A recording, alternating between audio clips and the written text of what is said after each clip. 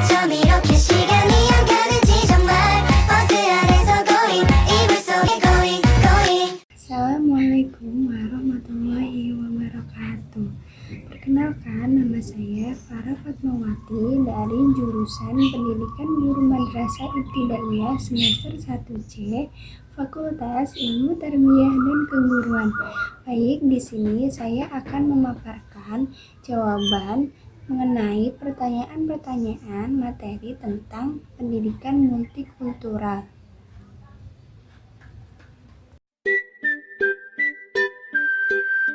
Konsep multikulturalisme dan pluralisme ini memang sudah wajar diterapkan di dunia pendidikan Indonesia. Seorang multikulturalis dan pluralis dalam berinteraksi dengan beraneka ragam agama, suku, budaya, dan bahasa tentunya tidak saja dituntut untuk membuka diri, belajar, dan menghormati mitra dialognya. Multikulturalisme adalah sebuah pandangan yang melihat realitas sosial tentang adanya keberagaman dalam masyarakat. Dan pluralisme merupakan sebuah keadaan atau sikap toleransi sebagai keberagaman etnik dan kelompok-kelompok yang beraneka budaya dalam suatu wilayah atau negara. Baik, contoh multikulturalisme yang ada di lingkungan masyarakat atau sekitar rumah yang pertama yaitu menerima perbedaan kebudayaan. Yang kedua, memiliki sikap toleransi. Yang ketiga, berbaur untuk mewujudkan visi dan misi bersama. Dan yang terakhir, tidak menyinggung ciri khas dari ras. Dan contoh pluralisme yang pertama yaitu pluralisme agama di Indonesia.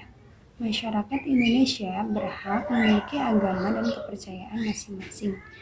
Yang kedua, pluralisme suku bangsa di Indonesia. Keberagaman suku di negara kita, Indonesia, tentunya juga akan melahirkan berbagai keberagaman, mulai dari keberagaman bahasa, keberagaman budaya. Yang ketiga, pluralisme hukum di Indonesia. Pluralisme di Indonesia juga bisa kita lihat dalam bidang hukum, misalnya dari segi pembagian ada hukum tata negara, hukum keluarga, dan hukum pidana, dan lain-lain. Adapun pentingnya pendidikan multikultural untuk generasi muda di Indonesia yaitu sebagai sarana alternatif pemecahan konflik. Peserta didik atau mahasiswa diharapkan tidak meninggalkan akar budayanya, dan pendidikan multikultural sangat relevan digunakan untuk demokrasi yang ada seperti sekarang ini. Mahasiswa telah banyak memberi kontribusi besar terhadap bangsa, negara, dan agama. Mahasiswa sudah melahirkan banyak pemimpin, cendekiawan, akademisi, peneliti, dan sebagainya. Yang harus dilakukan dalam menjaga keberagaman adalah yang pertama, mengembangkan sikap saling menghargai terhadap nilai-nilai dan norma sosial yang berbeda-beda dari anggota masyarakat, tidak mementingkan kelompok, ras, etnik, atau kelompok agamanya. Yang kedua, meninggalkan sikap primordialisme terutama yang menjurus pada sikap etnosentrisme dan ekstremisme atau berlebih-lebihan.